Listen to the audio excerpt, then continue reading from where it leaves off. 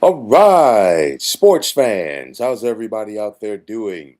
William Martin coming at you one more time here on YouTube with another edition of the 300 Pounds of Sports Knowledge Podcast. So, we all know that it's party time in the Pacific Northwest as we just saw the Seattle Seahawks be greeted with a hero's welcome earlier today on the heels of them winning Super Bowl number 60.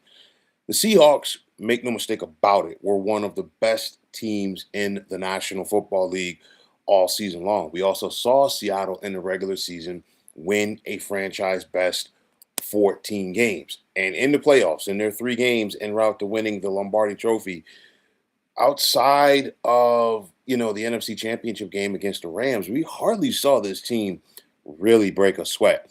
And as the Seahawks are in the midst of basking in their well-deserved glory, it's never too early to start looking ahead and wonder whether or not that this team has the potential to be in the same exact spot next February.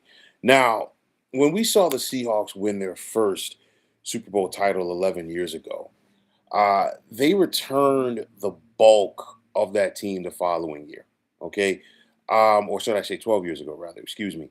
But they were one bad Pete Carroll decision from going back to back. Okay. And there's not a lot of teams in the history, the illustrious history of the National Football League that could say they went back to back. All right. Now, these Seahawks heading into 2026, the season of that is, they're going to be returning the bulk of this team. And they also have about close to $90 million in cap space. And that's going to help them because they've got to go out there and sign some key free agents from this team, such as Reek Wolin in the secondary. Of course, the Super Bowl MVP and Kenneth Walker. And then, of course, the speedster, Rashid Shaheed. Now, Seahawks general manager John Schneider built this championship team in the same mode that he did his previous one. Okay. And you look at the Seattle team, they've got depth at every position for the most part. And that can be credited to John Schneider's ability to evaluate talent along with his knowledge of how to manage the salary cap. You look at the Seahawks team from top to bottom, they're an egoless team. It starts with their head coach, Mike McDonald. Okay. And everybody is bought in very quickly to Mike McDonald, and everybody is willing to do whatever needs to be done in order to win. Now, you look at Mike McDonald, he's a young coach by age, but he's got himself an old school mindset. Just look at his game plan for Super Bowl number 60. And that game plan, in my opinion, should be a learning tool for a lot of these analytics driven coaches in the current NFL. You go back to the Super Bowl, Mike McDonald, excuse me, proved that punting is okay in order to play the field position game. Listen, we saw Seattle punt, push New England multiple times to begin drives inside of their 10-yard line. And it's all one of those things. You got a 4th and 3, 4th and 4 scenario by midfield. You don't get it, okay? You set the other your opponent up from the standpoint that, hey, all they need is one first down and they're in field goal range. Now you punt the ball inside of your opponent's 10-yard line.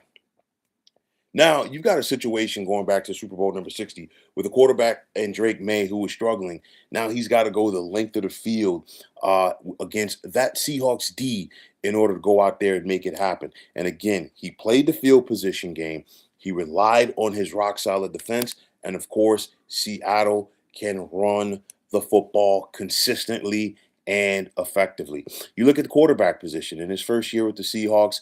Sam Darnold learned that he no longer has to try to win games by himself. And we see, and we have seen, how this Seahawks team has gravitated to Sam Darnold when a lot of other people on the outside still did not believe in Sam Darnold. Guess what? The people inside of that building definitely believed in him, and it showed because, again, Sam Darnold's season, a microcosm of the Super Bowl.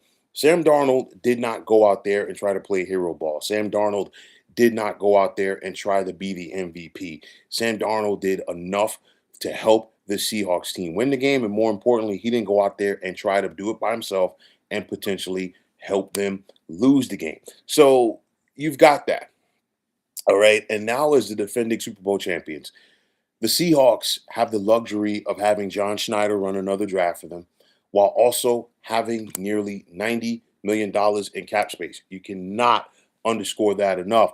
And with that said, you know, I believe, okay, that we're probably going to see players from this team currently, not everybody, but some who might be willing to take a little bit less to come back and remain with this team and run it back. And then also, what about those potential free agents from other teams that might want to hop on this Seattle bandwagon in order to go out there and get themselves and be a part of a championship team? You look at DeMarcus Lawrence this year for the Seahawks. So many good years for the Dallas Cowboys. They let him go. And of course, he found new life in the Pacific Northwest. And again, talking about that Seahawks depth defensively, they did not have one guy on this team have 10 sacks this season. They just come after you relentlessly. Now, of course, nothing in the National Football League is ever guaranteed. And especially for next year. A lot of things can happen. Injuries, Seattle, for the most part, okay, avoided the injury bug. The Zach Charbonnet injury was big in the playoffs, but of course, Kenneth Walker picked up the slack. You can expect this Seahawks team to once again be a force to be reckoned with. They're clearly going to have to replace their offensive coordinator, Clint Kubiak, who is now the head coach of the Raiders. But the Seahawks team is built to contend once again. And of course, they're going to have to do it in a very talented NFC. You've got the likes of the Rams. You've got the the Seahawks beat in the NFC Championship game. They also beat them twice this season. You've got the likes of the Niners, the Philadelphia Eagles, the Chicago Bears, and the Detroit Lions, just to name a few. To me, Seattle really this season showed the importance of winning your division, and I think that was big for them in their postseason run. It's one of those where they went 4-2 in that division, the toughest division in football. They split with both the Niners and Rams in the regular season, and then of course they turned around and beat both of those teams in the postseason. And I guarantee you, for 2026, both of those teams, they have their games with Seattle earmarked. They have their games with each other earmarked because they are going to be so important. And I know that the Rams are going to be gunning for the Seahawks because the Rams have been close in the last couple of years, as you know, far as getting over that hump and getting back to the big game. And of course, Super Bowl number 61 is in Inglewood. And the last time that it was there, the Rams won on their home field. But nonetheless, they've still got to go through Seattle. And I guarantee you, Sean McVay is going to have his team up for those games. And I guarantee you that Seattle is going to be charged for those games in 2006 as well. But nonetheless, the Bay Area was very kind to the Seattle Seahawks this season. We saw the Seahawks win the NFC West at Levi Stadium on the very last weekend of the season. Home field advantage as well was on the line in that game with San Francisco. And then, of course, the culmination of this season this past Sunday night at Levi Stadium in Santa Clara.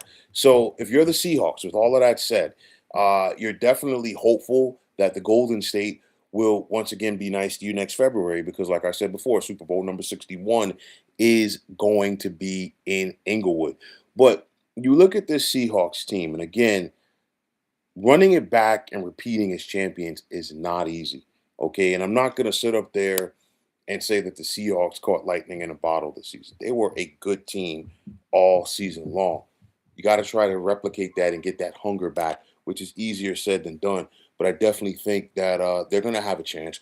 Mike McDonald has his finger on the pulse of this team. Like I said, you look at the Seahawks offseason, I think they're going to try to re-sign as many of their free agents as possible. It's not going to be a guarantee, but I think they're definitely going to try to re-sign guys. And I wouldn't be surprised if some guys took a little less money for the opportunity to come back and repeat. And I also think that you're going to see some veteran players around the league that might want to hop on the Seattle bandwagon for 2026 to have an opportunity to get a championship.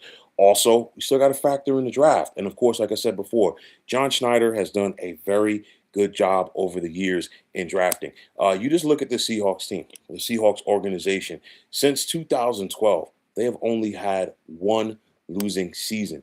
And in spite of the fact that the previous 2 years that we saw Seattle miss the postseason, they still finished with a winning record. Mike McDonald's first year in 2024, we saw the Seahawks go 10-7. I expect them to possibly address some more depth on their offensive line in this draft, maybe possibly the wide receiver position. And here, I think, is a caveat, in my opinion, for the Seahawks. We saw Riley Mills come up big in that Super Bowl on that defensive line for the Seahawks. He was a fifth round pick last year, would have been taken much higher had he have not torn up his knee for Notre Dame in the college football playoff his last year. So I think a guy like Riley Mills had first or second round potential. You got him in the fifth round because of injury, and I think he's only going to grow and get better. I think Sam Darnold could be more comfortable next season in year number 2 in this offense. I know that Clint Kubiak won't be there, but I think, you know what? The burden, if there was one for Sam Darnold, is off of him now because guess what? He did his thing. He won the big game. And in my opinion, he proved a lot, if not all of his doubters wrong. So the sky, I'm not going to say the sky is the limit, but nonetheless, I think there is potential rather for the Seahawks team to go out there and once again have themselves another solid season. So you look at it, the bottom line, to the victors go the spoils. Like I said, Seattle was one of the best teams in the NFL throughout the regular season, and they knew how to turn it up to that extra notch here in the postseason. They took care of their business in each phase of the game. Defensively, they got after you. Offensively, they were consistent and they had lights out special teams between. Just look at Jason Myers in the Super Bowl, 5 field goals. Okay, just look at what they did punting the football as well.